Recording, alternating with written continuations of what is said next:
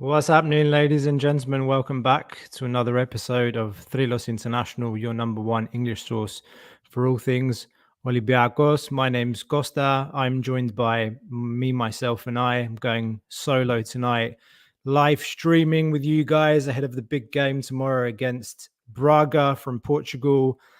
We're going to get into it, guys. If you're joining from wherever you are, don't forget, hit the like button, show some appreciation for the channel. It takes you less than a second to do that. It costs you nothing and it means everything to us. Subscribe to keep up to date with all things Olympiacos in English at Thrylos International. Thank you very much for all the support for the channel over this time. Keep those questions, comments coming throughout today. As I said, I'm alone today. We're going to talk together about tomorrow's game. It's the first game at the Karaiskaki, first European game at the Karaiskaki following last year's feat, winning the Conference League. It's going to be a packed stadium tomorrow, I imagine. The sold out hasn't been announced yet. If you're watching and you're in Greece or you're going to Greece, you're going to be around Piraeus and you haven't bought a ticket, please go and buy a ticket. Going to be, the team needs all the support it can get. We lost the first game against Lyon. We need to get the European campaign back on track against a good side. Traditionally, Braga isn't Benfica, they're not Porto, they're not Sporting Lisbon, but they've been up there for a long time among the top four teams in Portugal. So we have to show them the same amount of respect. I don't mean that just as a club, but the fans as well tomorrow really need to get behind the team as if it's a game against a Porto, a Benfica, a Sporting. It's the same. Like, we need to show up tomorrow. We need to be loud. We need to melt them down tomorrow and help the team cross the finish line with a W and those 3 points that we need. So with that, see some first comments. George Haralabopoulos, one of our patrons, says Braga fears Gerasimos. Any of you that are part of the Patreon group probably knows what he's on about. If you're not part of the Patreon group, then you're missing out. You can join our Patreon. There's a link in the description below. 3 different tiers. With $1, you can join our WhatsApp group and you get access to information in there that we normally don't share on our socials. It's a great little community that we've developed in there of Olympiacos fans from all over the world. Very grateful for that. So you can join the Patreon for $1. $5 tier gets you early access to content and exclusive content that includes interviews outside the realm of Olympiacos and other special things. And if you fancy it, there's a $10 tier as well, and you get some merchandise with your $10 tier as well. So go and check that out. The description's in the link below. Dear Maslona says, greetings, brothers. There's so much to discuss today, and I mean a lot. Great. Well, keep the comments coming. George Botti says, good evening, Costa. Let's hope for a good result tomorrow. George is already coming out with the match predictions. 2-1 tomorrow. 2 goals from El Kabi. Okay. Well, keep the comments coming in. Send your questions in. There is a lot to talk about in tomorrow's game. Not just the game itself, but there's a lot of back history going into this game, right? I mean, let's talk about the links between Braga and Olympiacos. So besides the coach, obviously, Carlos Carvajal coming back to the Karaiskaki after can we call it a successful, unsuccessful stint? I mean, the guy joked in his press conference today. I was listening to the press conference and he said, I'm probably the only manager that's coached Olympiacos and never been booed by the fans. And he joked about it, saying, obviously, because he never actually got to coach the team in front of fans. When we played against, Batska Topola, we had a stadium ban that was extended to us after the incidents following the Panathinaikos game. And, the stadiums were shut from, November, December, all the way through to March, something ridiculous. And he never got to coach in front of the fans, but he is accredited with bringing in a number of players, or, helping to influence some important players come to Greece. Andre Orta being one.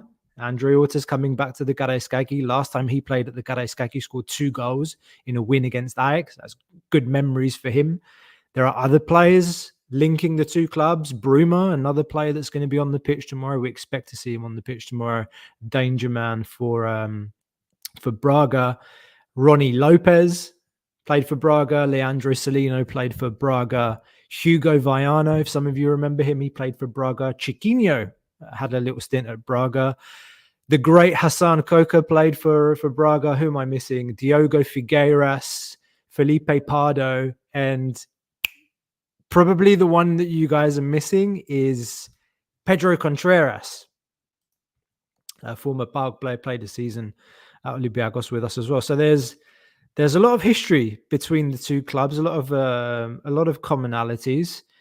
But otherwise, guys, I've done a little bit of fact checking around this game, and there are some interesting things to say before I go back to the chat, and we can continue with the Q&A. So Olympiacos have faced Portuguese teams 17 times in major European competition, but only faced 3 different sides. So we've never actually played Braga, from what I found. We've played against Benfica. We've won 3 games against Benfica. We've drawn 1 and lost 3. We've played Porto 8 times, won 3 times, lost 4 times, and drawn once. And we've played Sporting Lisbon twice in that horrid season that started with Besnik Hazi and ended up with, God, I can't even remember who the coach was. Spanish coach. Help me, chat. Who was the coach? Who was the coach that ended that season where we lost 3-2 the first game? I was at that game, 3-2 against Sporting. I digress. In all European competitions, Braga have won 6 of their 7 matches against Greek opponents. They've played AEK and they've won 4 times. They've played Panathinaikos and they've won twice. And they've drawn against Aris. So 6 undefeated against Greek opposition. Braga. Just keep that in mind tomorrow, because we're going out there for a win. And if it's a win, it will be the first time a Greek club beats Braga. They had 5 home wins last season, was their most ever in a single European season. Yeah, this is some crazy stats. Here's another one. Sporting Braga manager Carlos Carvajal has lost 61% of his away games in the Europa League. That's 11 games out of 18 he's lost away from home. But one of his wins was in Greece against AEK in the 2020-21 group stage with Braga. So there are some interesting facts and figures from a little back history on our history with Portuguese clubs, and how we fared as well. Let's go back to the chat. Did I see Zoli's goal? I did see Zoli's goal. It was not bad. Pretty good, actually. Dirmus is saying, to me, it's going to be a huge mistake that Papacanelos, Koutsidis, Apostolopoulos, Bakoulas are still out of the list. That's Megali Kouvenda, as we say in Greek. There's only enough space for everyone, mate. I think that if anything, the first few games of the season, remember we're not even barely into October. I think everyone's going to be needed. Everyone's going to get their opportunities this season. We saw Apostolopoulos starting on the weekend against Atromitos. We saw Mouzakitis starting, Kostula starting after a decent, good performance, I would say, in Lyon. So I think everyone's going to get their chance this season. I think there's a reason why they're in the squad. Mendilibar's been talking a lot about the fact that the squad is made up of 31 players, but remember that 5 of those players are, or 6 of those players, if you include Apostolopoulos, are quote-unquote youngsters from the youth team, plus the goalkeepers. We have to find a way to get Willian in shape, get him match fit. Velde hasn't shown what he showed in preseason yet. I was one of the people that thought Papacanelos should be an option when we don't have any wingers available. Having said that, Rodinei looked pretty good on the wing against Atromitos on the weekends. I think for tomorrow's game as well, I think Castilla is going to be vital. I think Castilla has to start tomorrow. I think Bruma's really the danger man for Braga tomorrow. And I have a little graphic on here that we've posted on our Instagram, on some of our socials, that I'll share here. So he's played 11 matches this season. He's got 4 goals and 4 assists. Now, we all remember Bruma playing for us for, I think it was 6 months under Pedro Martins.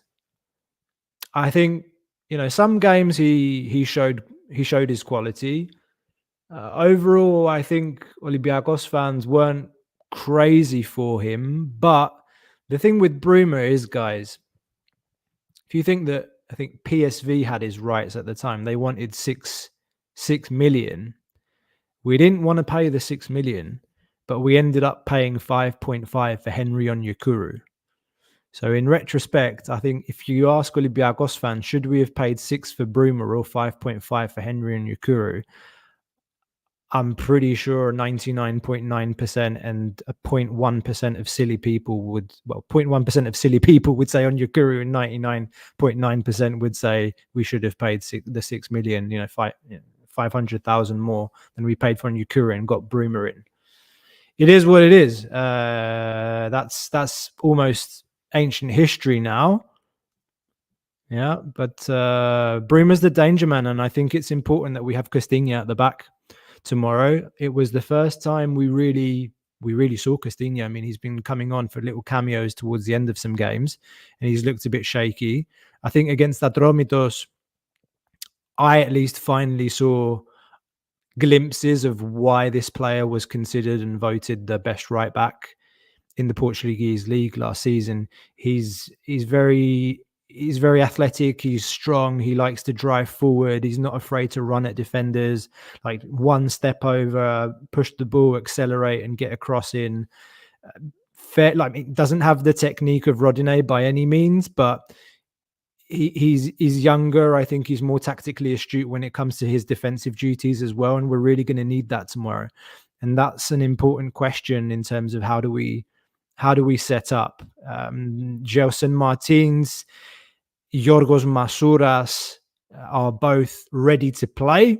We were told. Our man Kostas Lianos was at the press conference today and asked the manager about the situation with the 3 players that have been injured in the last couple of weeks. That's Lorenzo Pirola, who came off against Lyon, and Gelson Martins, who picked up an injury in the Aris game that we lost, and we thought we'd not see him again until at least after the international break. Yorgos Masouras was apparently fit to be included in the Atromitos game as well, but he wasn't. So, the manager said today that Gelson Martins is fit, and Yorgos Masouras. Personally, I wouldn't fiddle with our right wing. I would keep Costinha at right back. I think we need that defensive protection against players like Bruma. Braga's a really good side in transition, very fast team. We remember Andre Horta as well, guys. I mean, he's become a regular now under Carlos Carvajal. Braga has some injuries in midfield as well. Some players that like Salazar that would otherwise be playing in midfield. So Horta's really picked up that role in central midfield. We know how good he is transitioning the offense quickly after they've recuperated the ball in their own half. He's very good at moving the ball forward, and he's quick on the ball, quick off the ball, quick in his mind. And that combination between Andre Horta and Bruma down that left-hand side for Braga is going to be something we need to be very wary about. We can talk about predicted lineup as well as we get deeper into conversation. But again, I stick to my point here about Costinha. I think he has to play tomorrow, and otherwise, Pirola, I don't expect to see tomorrow. I think the games like tomorrow, David Carmo and Panos Retsos have to play together at the back. Question marks over Francisco Ortega. I haven't been super impressed with him. I thought that we owed it to the player to give him a chance this season after one season in Europe for It's his first time coming from overseas, from South America to Europe. He needed a season to bed in. I expected to see better things from him compared to last season, but so far I haven't. I enjoyed the energy that I saw from Apostolopoulos, what he brought to the team in terms of his aggression, and just it reminds me a little bit of a Tassos Pados at left back, almost. The passion and enthusiasm. It's not necessarily, not by any means, actually the most technically gifted left back, but you can't fault him for effort, and you can't fault any of the kids or the youth league players for effort. They, and the other two, Kostulas and Mouzakitis, I thought were brilliant on the weekend against Atromitos. But let me see here. Let's go back to the chat and see what you guys are saying. Yeah, George P is picking up on the Bruma point, saying "Τι θα μας κάνει ο Bruma αύριο." Demus says he prefers Carvajal to be our general manager to talk about transfers. I mean, there's a lot of things that were going around last season about Carvajal's involvement in transfers, as well as the sporting director that we had. David Carmo, for example, was an odd one. Apparently, the sporting director wasn't super keen. They didn't believe that he was in the right mental shape as well to come and be able to perform. But we also what David Carmo did for the club by the end of the season, and I think he started the season a little bit slow, a little bit like how he was when he first came over. It took him a couple of games, and don't forget, like I think he's only essentially started the last 3 games for us, and that was with different defensive partnerships. So he's played with different players. I think the game against Lyon was the first time he played with Retsos, and that was in a back 3. And then there was the game against Atromitos just now. So, they need some time to reconnect as well. The midfield piece we've talked about many times on this show, the role that Iborra played on the pitch as a midfield general, as really just somebody that played with his experience and really helped the team position itself from out back, guiding the midfielders around him, giving confidence to the defenders behind him as well. We don't have that rock in front of the 2 centre backs anymore. So Carmo and Retsos need to really get their acts together and find the form that they showed against Fiorentina in the final. I thought Retsos looked really good the last couple of games. Like, knock on wood, if you guys are anywhere near something wooden, knock on wood, Retsos doesn't get injured, or anyone for that matter. But we know Retsos has been a little bit sensitive over the years and has had issues with injuries. He's a super important player for us, not just for his defensive capabilities, but his ability to play the ball out the back and pass the ball in between lanes and just get the ball forward. It's been talking about creativity and lack thereof so much this season, and we forget the role that a player like Retsos can play. Like, he can pick up the ball from defense and he can drive past defenders, get into the midfield and push everyone forward. So don't underestimate Retsos's importance in terms of our build-up play, and having him and Carmo at centre back is really a luxurious position to be in, I would say. And I got Dirmus again saying, not to mention tomorrow at left defense we have Ortega. Yeah. I mean, that's a point that I was just making earlier on, guys, about Ortega and Apostolopoulos. I think in the end the manager's going to go for Ortega. But I won't be surprised if Apostolopoulos plays either, to be honest with you. Almost 25 minutes in, guys. If you haven't hit that like button, please go ahead and do that. It takes you 1 second. It costs you nothing. It means everything to us. Help us to continue to grow the red and white community globally. This project has been going on now for over 4 years. It started between 3 guys in Maryland that got together during COVID and decided to share their thoughts on Olympiacos with the world for anybody that wanted to listen. And since then, we've grown close to 5,500 subscribers on YouTube. If you're new and you're listening, you're just discovering us, do consider subscribing. Check out all the content that we have on the channel. We've got everything from scout reports, deep dives, match day vlogs, including from the final of the Conference League. There's some nice interviews there with former players, with the VP Kostas Karapapas, an interview that we did this summer, 3 hours long. It's packed with content and stuff that's obviously still relevant today as well. So there's some really great stuff there. Show your appreciation, subscribe, tell your friends about the channel. Thank you so much for the love and support that you guys show to us week in, week out. We couldn't have done any of this without your support. And having said that, shameless plug, guys, we've been nominated for Best International Podcast by Football Content Awards in the UK. There's an award ceremony taking place in November at Tottenham Hotspur Stadium. We're up against some stiff competition in our category, some heavy hitters against a Greek club's podcast, a Greek club podcast that we're trying to make global. One of our goals, our main objective, is to help make Olympiacos a more global team and bring together Olympiacos fans from all over the world, obviously. So guys, if you want to vote for us, the link is below in description as well. It's really quick. It won't take you more than 15, 20 seconds. Please, we'd really appreciate your vote. Every vote helps, and let's show everybody that despite the fact that we're a small market, despite the fact that we're a Greek club, when Greeks work together, when we're united, and when Olympiacos fans are united especially, then we can achieve great things together.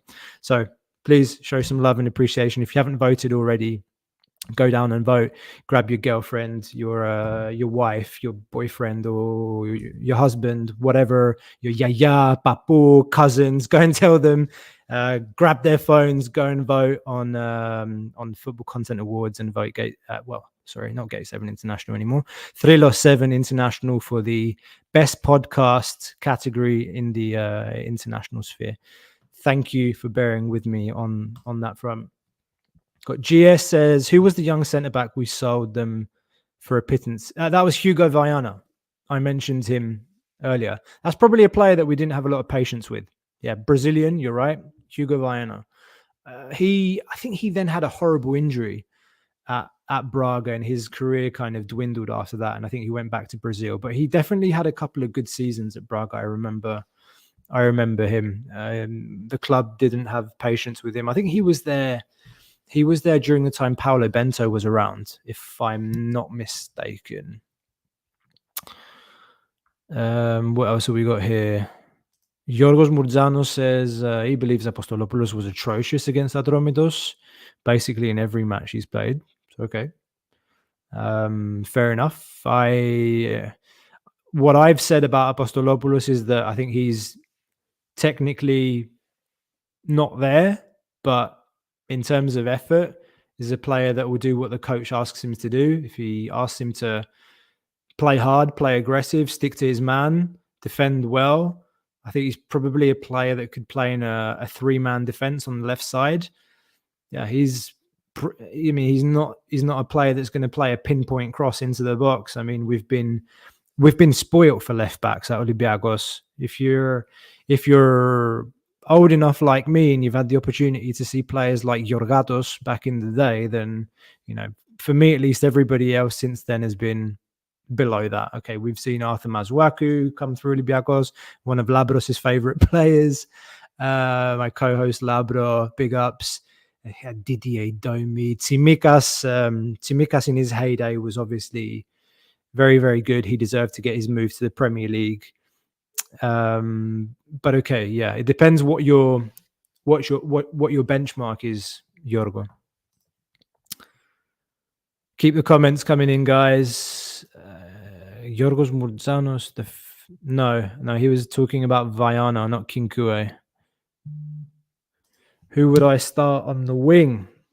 Says Nikos. I'd start Rodinei. I wouldn't fiddle with what we had on the weekend. And I think, if anything, with Gelson being out for a couple of games now, we've learned that he trained on Monday. I believe he also trained yesterday, despite the fact that the team had the day off. Masuras, Gelson, and Pirola went in for training to try and catch up with the others. I wouldn't start Gelson Martins. I would save Martins and maybe keep him for the last 20, 25 minutes of the game. If we need a spark off the bench, I think we want to try and control the game tomorrow, and have him as an option. Have him as an option to come off the bench. And again, I wouldn't start Rodinei at right back tomorrow. I think it's dangerous. I think starting Roddy at right back tomorrow, Bruno will expose us down that left hand side. Well, Braga's left hand side. So we need to be careful. So people are starting to ask about formation. Alkis, Banana. Look, this is the formation that Braga played with in their last game against Maccabi Tel Aviv. They were losing 1-0 and they scored 2 goals in the last 15, 20 minutes. 2 goals from Bruma. One was a pretty controversial penalty. The ref had to go and check it with VAR. Ricardo Horta, that's Andre Horta's brother, expect both of them to play tomorrow, and they have a young Moroccan player up front. I mean, El-Ouazani looks very, very good, promising Moroccan striker. And there's another Spanish player that they have up front as well, who's pretty good. His name's escaping me. Roberto Fernandez, 22 years old. So they've got some dangerous options in attack. João Moutinho is injured, so we won't see him tomorrow. Who else? I think Roger Fernandez is out, and Rodrigo Salazar, a Uruguayan player, he's out tomorrow. Defense, guys, I'm going to be honest. I don't really know their defense that well. I know Yuri Ribeiro was a player that we were linked with. Pretty sure we were linked with him some years ago. He was at Nottingham Forest even. Then he went to Legia Warsaw for free, and then ended up back at Braga 3 years later, joining just now actually. 23rd of August he joined Braga on a free transfer again. So if anything, Braga, like I said at the beginning, is a very dangerous team in attack, not to be taken lightly, very quick in transition. And there'll be some opportunities for us tomorrow, for sure. And if we want to look at our team for tomorrow, and before I bring up another graphic, Yorgos Murzanos is asking me, do you think Moussakidis or Dani Garcia will play next to Hesse? For me, that's the only question mark, but I think Garcia takes it. Roddy starts right wing with Castinho right back, Masuras left wing, Gelson Martins super sub. Yeah, I'm almost there with you, mate. I'm almost there. I see there are some jokes in the chat about Onyekuru. Onyekuru and Ramon on the same flank. Ramon's been doing all right during his loan. He'll be back in January, actually, and he's been getting a lot of game time. At least if you ask Marshall, our French co-host, he'll tell you that there's more likelihood that Ramon will play for Olympiacos than there is for Doran Leidner, who's gone out on loan to Switzerland. He had a hard time recovering from an ACL. I hope he manages to get more game time. I think he's been called up to the under-21s of Israel as well. Wish him the best and hope he'll be able to find his form, because he was a great prospect when we bought him in a couple of seasons ago. I've never seen him yet. Yeah, everyone's asking about the midfield, the big question mark. I think Hesse and Chiquinho are solid. Like they're for sure going to start tomorrow. The question is this one: Mouzakitis over Garcia or Staminic? What else we got? Virmus. Costa as a Greek, I agree, but still Mendilibar insists to play with Heze and Garcia at the midfield. I literally start to cry. Tin foil hat. I think this is a new subscriber. Welcome to the channel, my friends. It says, GS, the only one I can remember who fits the description is Edu Dracena, but we didn't sell him to Braga. No, guys, we established this one. Hugo Viana. But Edu Dracena, yeah, another one that I think he ended up playing for Fenerbahce for quite a few years, and he wasn't bad at all. I think he was captain of the Brazil under-21s when we signed him back in the day with some other obscure Brazilian player. I forget his name. Murdano says Mendy will choose Garcia because it's his player. He's got experience. He was also good against Lyon and rested at the weekend, but you never know. Yeah. Alex050 says, I'm worried about Ortega against Ricardo Horta. Hopefully he will be concentrated tomorrow. Amen, brother. Amen. Need a big game from everybody tomorrow, not just Francisco Ortega. Honestly, like I said at the very beginning of this show, we need big performances from all the players tomorrow. We can't afford to lose. If we want to have any hope of being in the top 8 and going through to the next round and not having to play playoffs in February, then we need to have at least a good 12 points according to all the simulations that we've seen. So we need to win. We need to win tomorrow against Braga. The next game, if I'm not mistaken, we're going away to Malmö. That's a tricky tie. And we really need to be winning these home games. Like when the draw was made and we looked at the home games we have against Rangers, we play against Braga tomorrow. God, now off the top of my head, I'm not even remembering the other teams that we're playing. But we need to win our home games, guys. We need to win our home games. We've won our last five fixtures at home in Europe, but before that, we lost all 5. So, Europa League's been tricky for us the last couple of seasons, guys. Let's not forget, the level is pretty much close to what the Champions League was some years ago before it became overly elitist. The level is really high. Yeah. So we need everybody to show up tomorrow. The players, all 11 of them, the subs that come on, and all the fans, everybody to be on top of the team, giving them the boost all game, being the 12th player from the stands. So again, any of you guys that are in the stadium tomorrow, give it everything. Another one from Dirmo says, not to mention Danny Garcia is not, I say it with chest, is not ready to play and he can't run.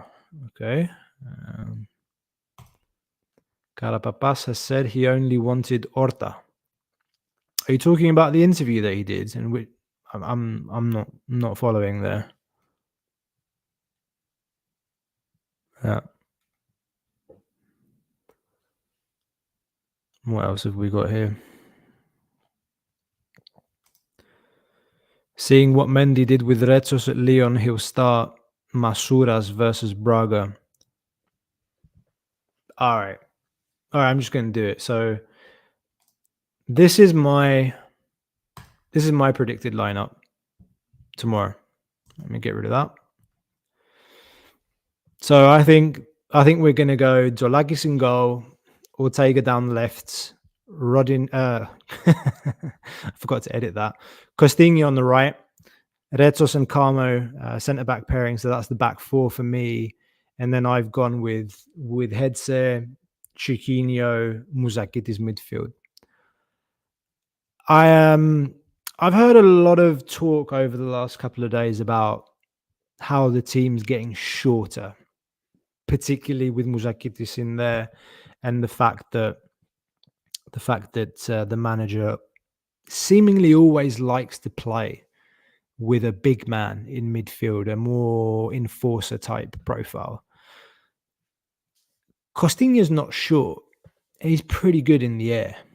Eletros is pretty good in the air too. Carmo's a beast in the air. Velde's a pretty big guy as well, though. Okay, I'm a little about his heading ability and being back on set pieces. You need him to be an outlet, so I don't expect him back there defending. But I mean, at the end of the game against Adromitos, what was the midfield that finished the game? it was Hedze, Chiquinho, and Muzakitis. And honestly, I've looked at Braga's midfield. It's not like they have a big man in midfield. Like in terms of when you look at the matchups in midfield, it's not like they oversize us or anything like that. I think their biggest midfield is like 1 meter 85, and Head says 1 meter 82. I'm less concerned about that, to be honest. I think again, Braga's a team that like to run with the ball. They like to play a quick transition game. I think we're not going to see a lot of the ball up in the air. I think we'll see two teams that try and play football. Yes, obviously we do like to play more direct with this manager. And honestly, guys, like I said it during preseason. I think after one game when Muzakitis scored that beautiful goal with his left foot, I think it was the first game of the preseason. Like, I don't know how you can take this kid out. He's so good. He's so good, guys. Like, his vision. He's the most creative midfielder we have. No joke. No joke. Tell me I'm wrong. Tell me there's a midfielder in our squad, a central midfielder, that has this boy's vision. Sergio, maybe? Even that. I remember we were talking with a former player, with Jan and Villa, while he was here, and he told us about this boy. That was 3 seasons ago. 3 seasons ago. That horrible season that we had, where we bought in James and we changed God knows how many managers, Marcelo, etc. I remember he told us about this boy. And I've said it and I'll say it again. We need to stop treating them like boys, and we need to respect them for what they are, which is professional footballers. They've signed professional contracts, guys. And I'm not saying like, we need to be patient with them. We need to learn. We need to learn that we need to support these lads, the good times and the bad times. And Costulas didn't have a great game first game of the season, did he? Against Volos. He started all right, like good touches. We know he's got a good touch. He can hold up the ball really well. But then his touch was a little bit heavy. Guys, it's the first game after a long preseason where Costulas played a lot of games during preseason because we had no striker. So it's normal. Like, legs are still a little bit heavy from preseason. Yes, it's a young player, and you're like, come on, you're young. Like the Gadalavens, some Greek there. But I think Muzakitis needs to play. For me, he needs to play tomorrow. It brings an element of surprise too. And quite frankly, guys, it's early days in the season, and I said everyone's going to be useful. Everyone's going to have a role to play. Marko Stamenic hasn't done it for me yet. I haven't seen half of the player that Ari talked about in his scout report. The player that was playing Champions League last season with Crvena Zvezda, Red Star Belgrade. And Danny Garcia, he played a very nice ball through to Ortega for a Yaremchuk's chance against Lyon, but that's not enough. Like, you look at how many touches Muzakitis had on the ball the other day. I think it was close to 60, 67 touches against Atromitos, 87% passing accuracy, 2 key passes, 1 assist. Even the assist, like he said in the post-match comments that, it was lucky, but that's not luck. That's about instinct and intuition and knowing what's happening on the pitch. He's a player that he knows what he wants to do with the ball before he receives the ball. And that's a sign of a great midfield player. And he's 17. If you're 17 and you're already seeing the pitch in that way, I'll dare say, like, this boy's this lad's destined for great things. Knock on wood, like he stays healthy, strong, humble, keeps his head down. Like, everything I've heard about him from people at the club and people that know him, yeah, he's not a player that clubs are going to be looking at. Like, this is a player that clubs are already looking at, him and Costulas. So for me, yes, absolutely yes. I'd love to see him start tomorrow. I agree with some of the comments in here about Danny Garcia. We have Panathinaikos on the weekend as well. So does he play Mouzakitis today and play Danny Garcia in a hostile environment on Sunday? I don't know. Let's see. We definitely need Chiquinho back at his best. El Kabi too. Great that he got on the score sheet on Sunday against Adromitos, where he had that cameo role. Costulas will have a role to play too tomorrow, I'm sure. Whether it's as a starter or coming off the bench. He's earned it. He's earned it. But we need to have that high press intensity that we had at the end of last season. And frankly, we really haven't seen it this season. Maybe it's something that will take a bit of time this season. They're still trying to, get 100% in rhythm, fully match fit.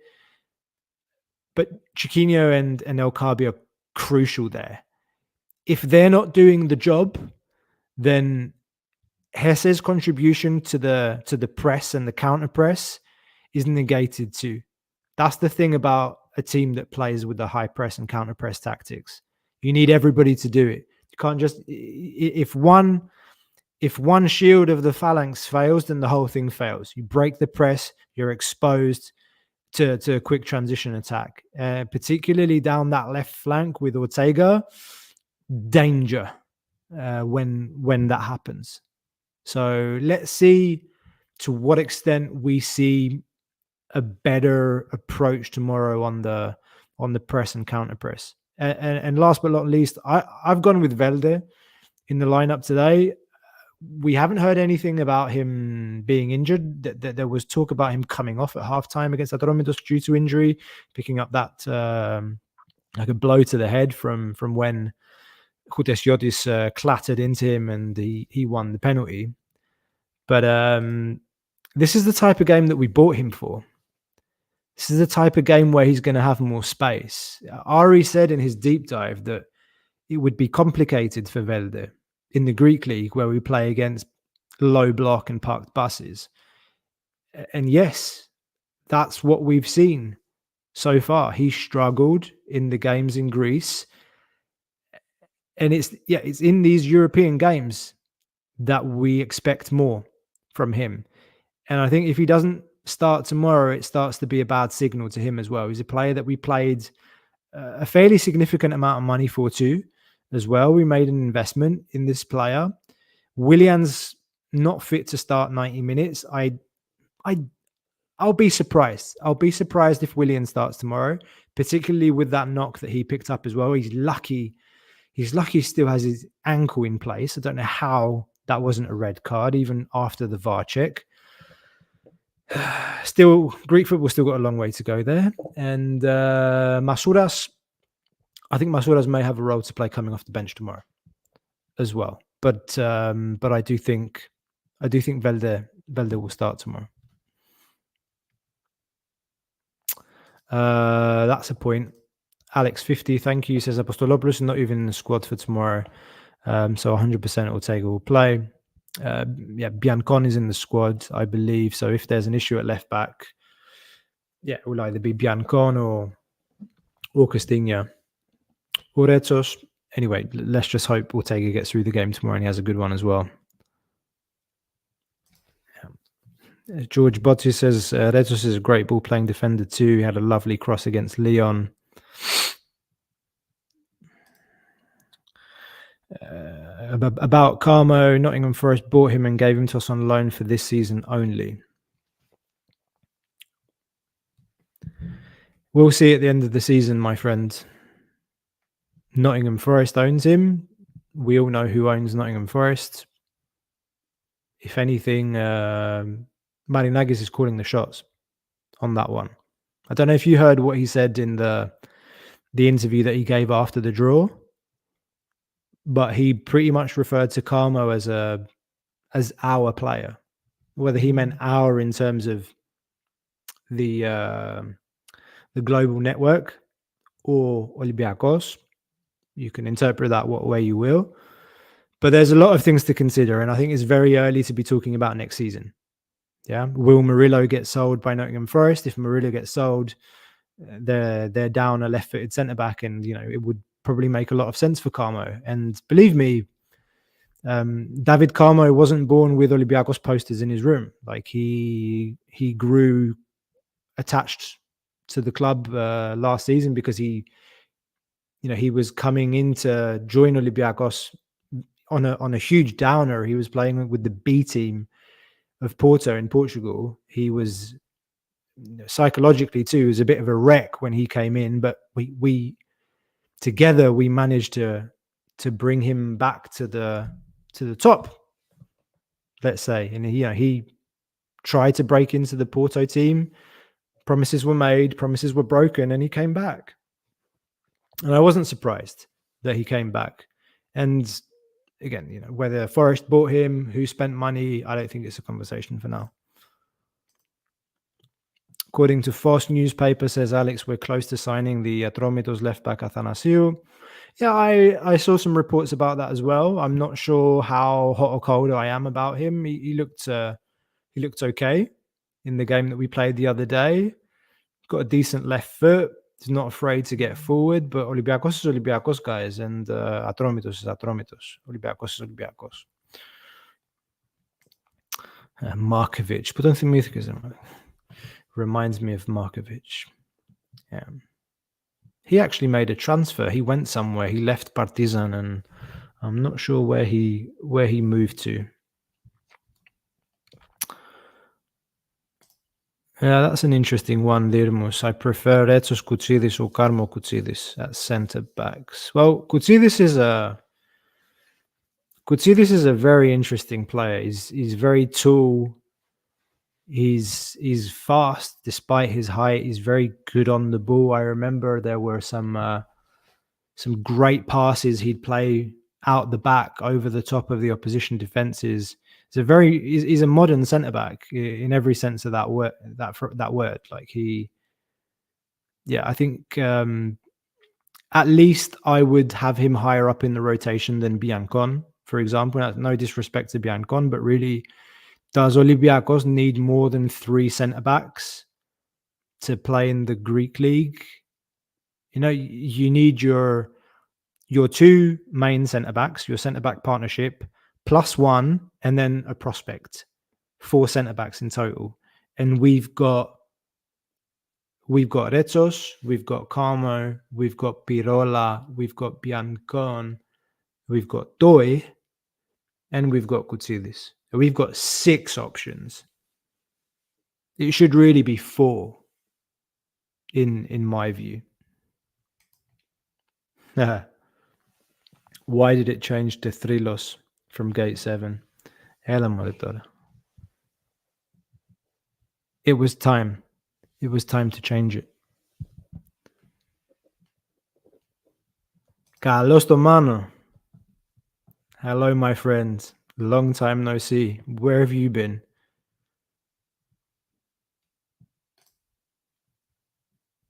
Yeah, I talked about that.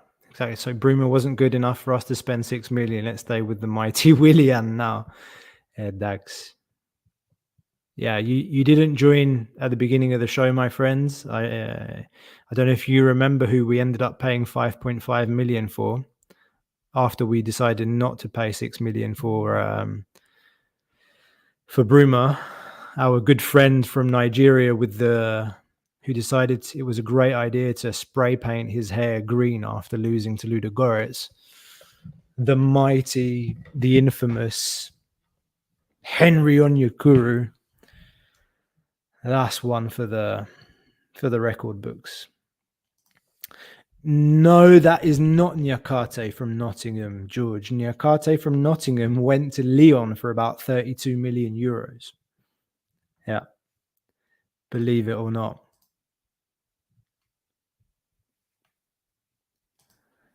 Abel Ruiz, George. Do you know what? That's a really good point. because I do remember Abel Ruiz was at Braga, but I don't think he's there this season. No, that's a good point. And I don't know where he's gone. Did he go to MLS? Where did he go? No, he's at Girona. Abel Ruiz is at Girona now. Yeah. Oh, actually, thank you, Nikos R. Yeah, indeed, they sold him to Girona. GS says, I'm confident Mendeleev will outsmart Carvajal's new football philosophy. I mean, come on, guys. Tomorrow, no disrespect to Carlos Carvajal, but come on, surely. I mean, these are two managers that I'm pretty sure have faced each other in La Liga as well, while Carvajal was at Celta Vigo, and Mendy must have still been at Sevilla. I'm pretty sure they must have come across each other before, but honestly, guys, like in terms of experience and wit on the bench, surely if you look at that head to head of the coaches, then surely I like to think we have an advantage tomorrow with the coach. I mean, it's not like what do we understand from Carlos Carvajal's football philosophy while he was here? He's a bit of a timid coach. I don't know if it's just because he couldn't lift the weight of the club, or he couldn't push his weight. Playing with Omar Richards at left wing and Ortega like that is a bit of a scared coach for me. But this Braga team's different. But again, like Braga's Braga and Olympiacos. You expect to win every game. I don't like Braga's a very good team. And if you look at the UEFA rankings, I think they're like right next to us, either above or below. And the only reason we're anywhere near close to them is because of Conference League last season. Otherwise, they're way above us in the rankings. So Greek context is different. Portuguese context is different. Olympiacos is still the mentality is you go out and you win every game. And the pressure after you lose a game is massive. We all know that. So I don't think it's the same for Braga. They lose a game, they go on to the next one. Done. They don't have the gringa, epic gringa that Olympiacos fans have whenever we get a bad result. Yeah. I digress. What have we got here? 2 Rodinets would be great, mano. Μια χαρά είναι Κωστίνια. Is Eze actually 182? Yes. I'm pretty sure last time I looked at his bio, he looks short. But he's not. Because I think he's actually taller than me. I'm like 180. Hang on. Yeah, he's 182. I just checked that. He is 182. Lost Concept Cow Show. Looking forward to the game tomorrow and seeing the Correo. Yeah, so there's a nice tifo being prepared by the Ultras tomorrow. Be always looking forward to seeing what creative ideas they have going into game night tomorrow. I'm sure it'll be brilliant. What else we got in the chat? 175 of you in here, guys. Quite a few of you on X, following on Twitter. Get your butts over here to YouTube, guys. You can actually engage in the conversation. If you come over to YouTube, on X, you're watching, you're listening. Come on over. Like literally, just if you're on your phone, click on YouTube, subscribe to Thrylos 7 International. Get in here, join the community, drop your comments in the chat. Let's start getting some of those people from X over into YouTube, okay? And hit that like button as well, guys. It really helps to get the channel out wider, spread the word of Olympiacos, and find more Olympiacos fans around the world. So hit that like button. Doesn't cost you anything, means everything to us. Adepame. George P says, Costa, I agree. but being at this club is difficult. At first, we were always like, let's not be too hard on them. Na τους κάψουμε. You're talking about the youngsters. And now it's like, we need to throw them in. I agree, but this is a challenge. Absolutely. Absolutely. You're 100% right. There's trade-offs for sure. But no, man, I think there's overkill when it comes to this expression, "Mi τους κάψουμε τους μικρούς." It's like, no, if they're good enough to play, let them play. And at least with these youngsters, everything that I hear about them, again from people that know, that I trust, they're not afraid. They're not afraid. Going into that Atromitos game was like, it was not a derby, but it was a must-win game. Coming off of bad results, dropping points against Olympiacos, losing against Aris, losing against Lyon, like 3 games without a win. Throwing Kostoulas and Mouzakidis into that game, that was a test of character too. So, and they lived up to it. They lived up to the expectation. They answered the call. Kostoulas led the line. Like 17-year-old playing against men. Did he have any problems? No. Was he dangerous? Yes. Was he a nuisance to the opposition defenders? Yes. Like, was his touch good? Yes. Was he knocked off the ball by the opposition defenders that were older, stronger? No. Was Mouzakidis out-muscled? No. Because he's so clever that by the time the defenders are on him, the ball's gone. The ball's moved on, and he's moved on as well and got himself into another position to pick up the ball and keep the ball moving. These guys are ready. These guys are ready to play. In Greece, for fuck's sake, absolutely. Excuse the profanity. In Greece, they're ready. They're ready to play. European games, we'll see. But don't forget, these guys did something that no other Greek club is probably ever going to do, unless they do it again this season. But now the element of surprise is gone. Winning the Youth League. Don't underestimate that feat, the kind of competition that they had in front of them. They were playing against players from Milan, Bayern Munich, was it Nantes that we played? Players in those youth teams were already playing in the first teams of those clubs. Like the striker at Milan, they signed, I don't know, like more than 10 million. He's like been on Milan's bench. He got a few appearances last season. It's like, come on, play them. After bad, like their bodies aren't fully developed. Rushing them in could get them in. Okay. Yes and no. I said it before and I'll say it again. Sorry if I'm being repetitive to people that have heard me say this before. At least 10 games. At least 10 to 15 games these boys need to get this season. That should be their aim. That should be their minimum. 10 to 15 games. Let's see. I'm hopeful. I think all of us on the podcast were a little bit worried at this start of the season that we were essentially told by the club that there is a plan to integrate the young players into the first team, that we trust them, that they're going to get game time, and that we didn't want to bring in players like transfers that would take away game time from them. And we saw Kostoulas at the start of the season, and then we didn't see anyone until the Lyon game. So, be patient. I think this manager as well, he does believe in them. At least Mouzakidis was very clear in his comments after the game against Atromitos that the manager's always talking to them, always telling them that he trusts them, that they're going to get opportunities. And I think Mendy is a manager that's experienced enough to know when's the right time to give these players the opportunity to play. When's the right time? So patience is a word that doesn't exist in the Greek dictionary. But that's what we need to do. We need to be patient with these guys as well and have a little faith. Again, hard.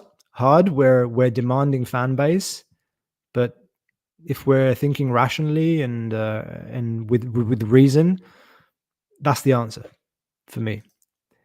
Midfield, Doi at 6. Labros talked about that a lot, and I agree with him. He's the only natural 6 in this team that can really play as a holding player. He's got the height, he's got the build, he's pretty strong. I think his technical ability for a big man is also pretty good. Sometimes he can be a little bit careless with his first touch. We've seen that in a few games during like the friendlies as well, and last season against Aris, costing us the game away from home, where the league essentially slipped through our fingers. Excuse me. But I agree. Like I prefer Doy at the 6 than I do at centre back, to be honest. And I have to say, like, I think there is we have too many midfielders. We have too many central midfield options, and we don't have enough sixes. Like we've got Doy, and then we've got Danny Garcia, Stamenic, and Sergio Oliveira. Sergio Oliveira is a good player. I think he's a good player. We got him on a free. Okay, we got Garcia on a free too. Like Stamenic is on loan. He's coming from Nottingham Forest. Do we need all three of those players? Like looking back, like retrospect is a beautiful thing. Hindsight is 2020 and all that. Probably didn't need to sign all those players. Let's see. Let's see where we are in January. Concept Calcio asks me if I think it's a disadvantage that Carvajal knows the team, or advantage that we have the better coach. I think it's a different team to last season. I think obviously they have a general notion of how the team likes to play, and in the press conference, Orta was saying how the team likes to play with intensity and how important the high press is to Mendilibar's system. And Carvajal was also asked about the Lyon game and expecting a reaction from Olympiacos, and he said he knows that we played a different system against Lyon, and that he expected us to return to a more familiar 4-2-3-1 that we've become known for during Mendy's time with us. But all of those things, like what they know, what they knew, it all kind of goes a little bit out the window when the ref blows the whistle. The coach will prepare. Our coach will prepare our team. Carvajal will prepare his. I think ultimately our team is quite different to the team that ended last season. We're still trying to rediscover our play style, or where we're trying to mold a new play style, or find the right players to play the way that we want to play. It's never like, when you come from something so big as what we did last season, it's not easy for a club like Olympiacos. You think about all the great teams that have won championships in their respective leagues and gone on to European success. I think of the success that Alex Ferguson had at Manchester United, winning domestic trophies and European trophies. And do you remember how he used to change his squads? Like, a lot of us were talking about continuity over the summer, about how important it was to keep players here. And then you look at like the comments that Pedence made to Arbola, I think it was, about his move to Saudi Arabia, and he was saying how he'd, essentially he didn't have motivation to play in Europe anymore, or at least that's what he said. That's what he said to the press. He said that I achieved everything I wanted to achieve in Europe, and now I want to be the best player in Saudi Arabia in an up-and-coming league. So sometimes you need change. Like, you need to evolve. If you don't evolve, then you're not progressing. You're just staying still. So, if that answers your question about Carvajal knowing the team, Carvajal knows a different team. He knows he knows the general principles of the team and what the club stands for, but I don't think he has an advantage. I don't think that gives him much of an advantage. And I said already, I think Mendilibar's the more experienced coach. And in a head-to-head, if I had to pick my manager on the bench, I'd pick Mendilibar 10 times out of 10 over Carvajal. Something else is, anyone else surprised? Says Anna Hili. What a username. Is anyone else surprised that we are the bookies' favorite for this match? We're 223 and Braga's 353. If I was neutral, I'd bet on Braga. value bet right there. Well, we're the home team. We're the reigning champions of a European competition. 223 is not bad. Mm. Hello. El Pini, El El Piki, El Piniki. I'm from Greece. Olympiacos forever, champions. Bye bye Fiorentina. Yeah, this matter. Στην El Piniki. I think that's a new subscriber. Welcome to the channel. Lovely to have you here. Great to see old loyal followers and new followers as well, new fans of the channel. Hit that like button again, guys, if you haven't done so already. Pameligo like. We've got more people coming into YouTube. Folks from Twitter, if you're watching, listening, get over here as well. You can actually engage in the conversation, get some comments in here. We've been going on for 1 hour, 10 minutes. Probably going to keep going another 20 minutes, guys. Going to take this to 12:30 Greek time, at least wherever you're joining from, whether you're in Europe, whether you're in Greece, the United Kingdom. We've got listeners all over Europe, all over the world, Germany, UK, France. We used to have some followers in South Korea, but not anymore.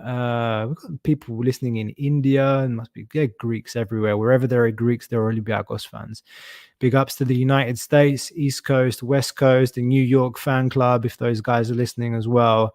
West Coast, LA. Big up the Canadians as well, the Greeks in Canada, Australia, Melbourne. Was it the biggest population of Greeks outside of Greeks after Athens is in Melbourne, something crazy like that. Big up the guys in Melbourne. I think it's 7 o'clock in the morning in Melbourne, so that some of those guys must be waking up for breakfast. What else have we got here? Lakis Gavalas. If Keze is 182, then Danny DeVito used to back up Shaquille O'Neal. Dax. I do miss you from time to time, my friend. Your humor. We had another good striker, says Anarchidi, called God. If the YouTube algorithm picks up that I'm saying Archidi or something bad, I'm gonna have words with you, Anarchidi. Good striker in the under-19s with Halala Boglu. Yeah, he's not really been playing at is it Braga that he joined? He joined a Dutch club. I think they're bottom of the league. They're bottom of the Eredivisie. I think he came on as a sub on the weekend. El Piniki says, I want Europa League in 3-1. Who? Atletico Bilbao from España. Yeah, I think you want to get to the final of the Europa League, and wouldn't we all like to go that far? Absolutely. Popi Kalliopi. Don't you guys love our Greek youngsters? Our boys are looking great futures, both with Oli and the national team. Absolutely. If you've been listening, I love it. I have nothing but great things to say about those youngsters, their ability and their mentality too. Not just their ability on the football pitch, but you need to be smart here too, not just with your feet. Dirmo says, I'm excited for them and I want them to start in the team. Got Hawk. Hello, my friend. Says Heze has actually the best defensive midfielder we have, but attacking part, he's doing many mistakes, poor decisions, and passing. It's not his thing, man. He's a very intelligent player. He's great at pressing. He's very controlled, but he's not the player that's going to, play the killer pass or anything. Like that's not what he is. That's not what he is. But he is a very clever player, very well positioned, very smart. And don't forget, he's 22, isn't he? He's not. He's 20. He's 22 years of age. He's still learning. His first season in Europe last season, guys. I think we're very happy with that signing, honestly. if we think that's a player that that we paid 8 million for, 4 million to the club, and some money to relatives here, there, and agents, and so on and so forth. It's a big investment for the club. And this is a player that we're going to have to cash in on in the future too. Some backlash on Velde. He doesn't help in defense. Does Willian? Who can help on defense? Masuras. But what does... I mean, yeah. One thing I can say about Velde is he seems to have a connection of sorts with Ortega. Language helps. We know that Velde has a Argentinian connection. So I think that helps. But again, guys, those chemistries, those partnerships in a team, those duos, whether it's a defensive partnership, whether it's a wing back and the player in front of him, whether it's the central midfield partnership, whether it's the number 10 and the striker, the second striker and the centre forward, those little duets on a football pitch, they're important. Language, verbal communication and non-verbal communication, those are important things in a team. And I think I've seen a few flashes of what those two can do together, Velde and Ortega. We all hope we see some of that tomorrow.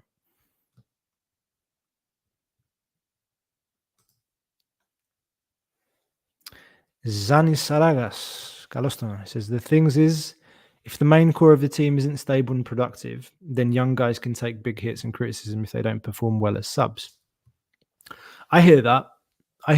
It would be better if they're integrated into a team that is in a good flow, that has found its way, that's found its identity. The transition into the first team can be easier.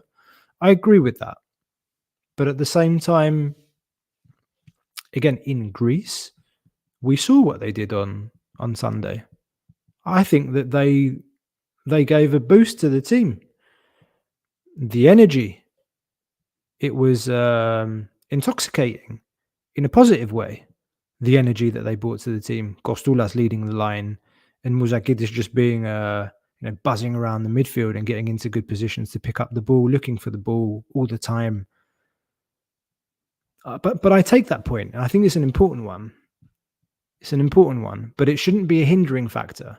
If they're good enough to play them. That's my point. Yes, we're lacking in creation. Yeah. What do we say in Greek? Ο επιθετικός χρειάζεται και λίγη ρέντα. I can't interpret that or translate that into English right now. But είμαστε θέλει και λιγάκι. You need a bit of luck. But Kostoulas is getting in the right positions. Yeah, he created a chance out of nothing against Lyon with that bicycle kick. He had that header against Atromitos. That was almost like something out of nothing as well. He won a corner. But again, you want your striker to score 20 goals a season. But I think it's great that he's playing with that confidence, despite the fact that he hasn't broken the duck. He hasn't got that goal yet. And when he does, I don't know what that means for Yaremchuk right now. Because I think if you look at our pecking order up front, Kostoulas is our number 2 right now, not Yaremchuk. Don't know if you guys agree with me. Yeah. GS says, spot on, Costa. Timid is the perfect word to describe Carvajal. Risk averse also pops into mind. Yeah. I think the situation Olympiacos was in was also kind of contributed perhaps to that risk averseness. But yeah, I stand by what I said. Elbiniki's back. Reminiscing the Arsenal games now, are we? I was there for quite a few of them. Doy is a midfielder to play at 6, not a centre-back. I agree. I said that too. Anar, to be honest, if you are going to play for Olympiacos, you're going to be burned. If you want to have a career here in Greece, you have to learn to ignore people shitting on you. Yep. Protecting them is not possible. Yeah, I see where you're coming from. I see where you're coming from with that. It's a difficult landscape in Greece with the media. That there's so many outlets there, and everything being online now as well. Everybody has an opinion, not just the media, and it's different to what it was some years ago. Like when Neri Castillo kind of broke onto the scene, or I'm trying to think of other young players, even Tsimikas. Like there wasn't this kind of widespread use of social media, even when Tsimikas was playing for us and kind of breaking into the team. Let alone like Castillo back in the day. Like the criticism Castillo would get would be from a couple of papers, like if even. Like there was still Protathlitis, Fos, Gavros, redplanet.gr, if any of you guys used to read that. There was now you can't protect them, but you can. The club has had some difficult situations to deal with over the years, and I like to think that they've had enough learnings of players that we've brought in with potential. Diogo's the one that comes to mind, who we bought for 10 million euros, and we screwed the pooch with that player big time. If you haven't watched our interview with Luciano, that's an interesting one. He talks about Diogo.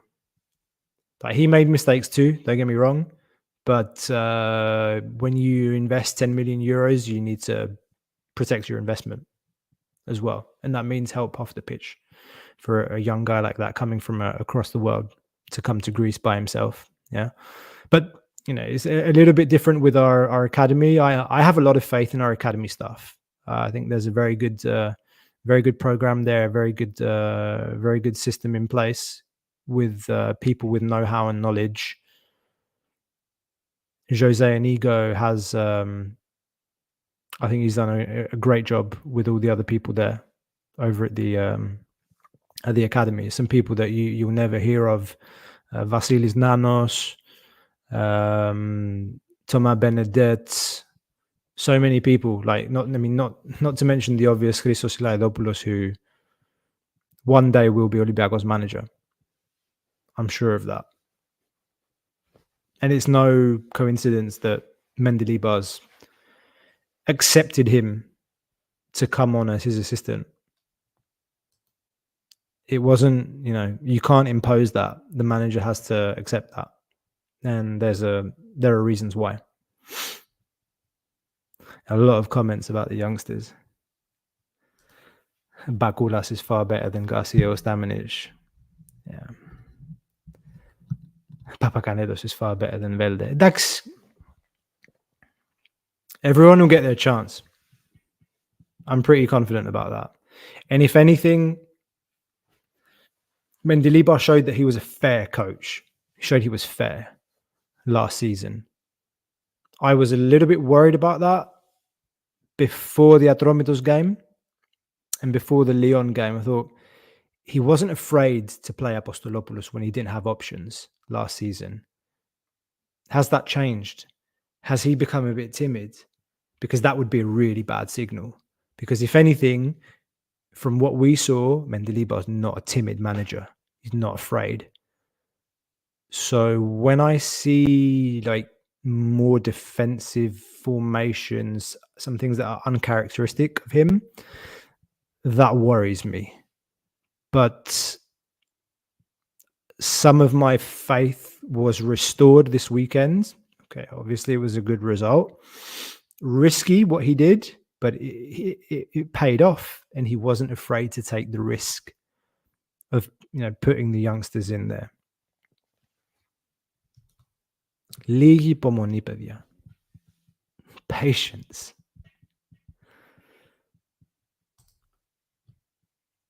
Aston Villa is the best team in Europe, says Sun G. 2 out of 2 in the Champions League. I think Liverpool won 2-0 as well against Bologna. I haven't seen any of the scores because I'm here enjoying myself talking to you guys. Πάμε για την νίκη. Olympiacos from OSFP. Big ups. The guy hasn't had a break. Won UECL, went to Olympics, now back at it. Δεν μου λέει τίποτα. He's 22. He had a month off after the Conference League final. Yes, he went to the Olympics, played a few games. If anything, for me, he didn't have a proper preseason. It's not about him not having a break. It's more about him not being there for a crucial part of the season, which is preseason. I think that's more important than him not having a break. Do you need a break when you're 22 years old? Playing professional football in Europe, you've left Argentina, you've left the slums, probably a pretty hard situation for him out there. A lot of the players that play football out there, they're coming out of poverty. Is he really having a bad time? Does he really need to rest and spend more time at Baltazar or Nalu in Athens, or going off to Santorini with his girlfriend? I think that's been talked about too much. Jeze's tired. Come on. When I was 22, I wasn't tired, man. It was a long time ago. It's my opinion.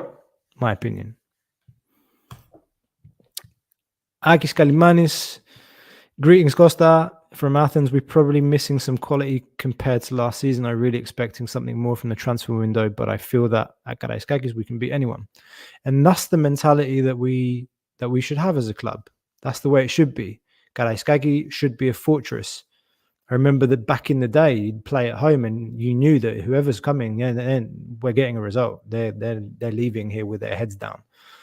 And it took a long time. I remember I was a boy at school and I just remember playing at home, thinking, okay, we're going to win this. We're not going to lose. Doesn't matter if we're playing Liverpool. Doesn't matter if we're playing Real Madrid. Doesn't matter if we're playing Lyon, whoever. Somebody's coming to the Karaiskaki, they're going to lose. They're not leaving here with more than a point. We're going to give them hell. Ajax, so many, like Porto back in the day. If you go far, the first time we lost, what was it, in the Champions League, was against Manchester United. The gold kits, they came and played in Oaxaca and they beat us 2-0. Okay, with one of the best Man United teams of all time, albeit. But anyway, absolutely. That's what it should be about. When a team comes to play us at the Karaiskaki, they should know that they're in for hell, and they'll be lucky to leave with a point. Absolutely agree with that.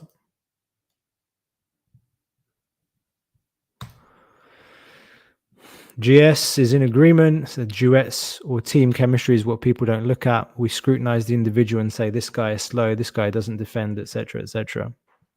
Yeah. I thought we were going to get through a live stream without talking about Fortunis once.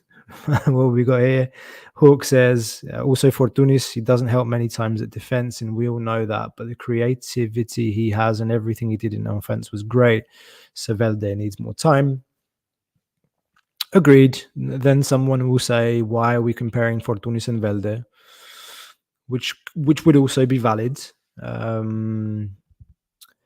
By the end of the season, though, Fortunis was giving it a lot of effort on defense, has to be said. The last, during the Conference League campaign, he wasn't really playing as a 10, at least when you looked at the starting 11. He'd roam around the field. He'd have freedom to move. But he certainly gave more effort in his last few months for the club, for sure. More intensity on defense than I've ever seen from Fortunis. And maybe, I think this may have been talked about on the show before, but maybe that's one of the reasons why he left as well. Because, his body couldn't... I think a part of him knew that his body wouldn't be able to cope with a full season under Mendilibar and the demands of Mendilibar for a whole season. That's quite taxing. on a player who's advancing in age and on a player who's had 2 ACL injuries on either knee. Yeah, something to think about.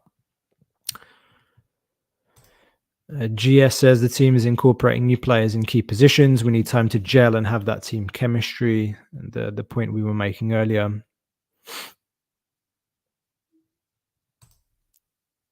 Zani Polimurmura, I hope they don't get affected by that fog either. I don't think they do, mate.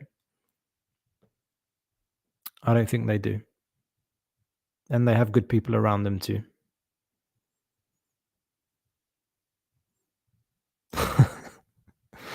And Arhidi will now be referred to as Anna, our non-binary mate. Ella. Al Capone is a new subscriber, I think. Could see this has potential to become way better than Rezos even in build-up play. I want to see more of him. Maybe he gets a chance in the cup against Galicia. We drew Galicia today for the cup.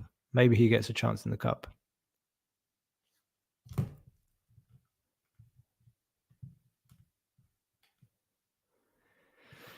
Nearly an hour and a half through, guys. It's been a lot of fun talking to you guys. Thank you for keeping it lively, dropping comments in there. Lots of you have come through the chat. Appreciate everyone. More people on YouTube now as well. Super. It's about that time again. Hit the like button, guys. Show some love for Thrylos International, your number one English source for all things Olympiacos. Basketball season starting as well. So we've got the football tomorrow, Thursday, and on Friday we've got the first game of the EuroLeague. Don't forget that. Olympiacos versus Fenerbahce. That's the first game of the season away from home. It's going to be a tough one. Fener have got a really good team this season as well. Brought in Wade Baldwin, one of the top guards in the league. Bonzi Colson as well from Maccabi. So 2 players that they signed from Maccabi. Nigel Hayes Davis still there. It's going to be a tough, like a really good challenge, like good, difficult game to start the season for a new Olympiacos team. There's going to be more content for those of you that are like interested into basketball. Dimitris Koumtsidis, one of our co-hosts, one of our newer co-hosts who you are all probably familiar with. He's going to be doing some basketball segments and post-match reactions. You probably may have seen already one that he did for the Panathinaikos game following the Super Cup. So look out for that kind of post-match reactions from Dimitri. Whenever we can, Labro, Dimitri and I, we love basketball. Like we can try and get on and talk basketball. Let us know if you want more basketball content. Like send us comments, engage with us on our socials, on Twitter or on Instagram. Send us your thoughts about the channel, what you'd like, what you'd like to see more of. Perhaps there are some things you don't like as well. We're open to all forms of criticism. Criticism isn't always necessarily negative. We like the constructive criticism too as well. And we like the likes as well because that helps the channel to grow and find more Olympiacos fans from all over the world. Help the YouTube algorithm. Let's get more likes. More likes means more people, more Olympiacos followers to join the community here at Thrylos 7 International, your award-nominated international podcast. Again, guys, if you're joining, we have been nominated for an international award for Best Podcast by Football Content Awards. Really amazed and proud to be among some of the names that are found on those nominations. So if you can spare a minute, like the link to go and vote is in the description below. It will take you no more than 10-15 seconds. It will take you directly to the voting platform. You go on the voting platform, you go to Best Podcast, you find International, and then you scroll down and find Thrylos 7 International. Go and vote for us. Really, really appreciate that. What's this? Costa come on, he's bone and flesh, not a robot. Who are we talking about? Fortunis. He must be talking about Fortunis. What do I think of our centre-back depth? If we introduce players like Abi, Koutsidis, Kalogeropoulos, Kostoulas correctly paired with Pirola, we could replace Karma and make profit. Haha, you're getting ahead of yourself, my friend. That's a consideration for next season. But if anything, if you look all over the squad, I mean, we got rid of all the loans, bar Stamenic. Like Stamenic is if I'm not mistaken, the only loan that we have. So there's good depth. There are good options all over the fields, and generally, I think we also need to consider that in our transfer policy this summer, we've, in my mind, been thinking about setting up the team for next season as well, bearing in mind some FFP considerations as well. Less basketball, please, says the Midris K. Football the GOAT. Okay, well, that's one opinion. Guys, I'm going to wrap it up there. It's just past 11:30 midnight. That's past 12:30 midnight Greek time. It's been a pleasure being here tonight with you guys. Really appreciate you. Thank you for your support as always. Show some love before you go away. Don't forget to before you go away, hit the like button, subscribe if you're new to the channel, and yeah, guys, thanks very much. Vamos Olympiacos tomorrow against Braga. Let's go and do it. Live commentary tomorrow. Kostas Lianos is going to be there. If you fancy following some live commentary of the game, you can do that. Subscribe to the channel, hit the bell. As soon as Costa goes live for the match commentary, you can follow here on Thrylos International. And of course, we'll be back for post-match as well, right after the game is ended. So until then, guys, have a good one. We're Thrylos International, by the fans, for the fans. See you next time.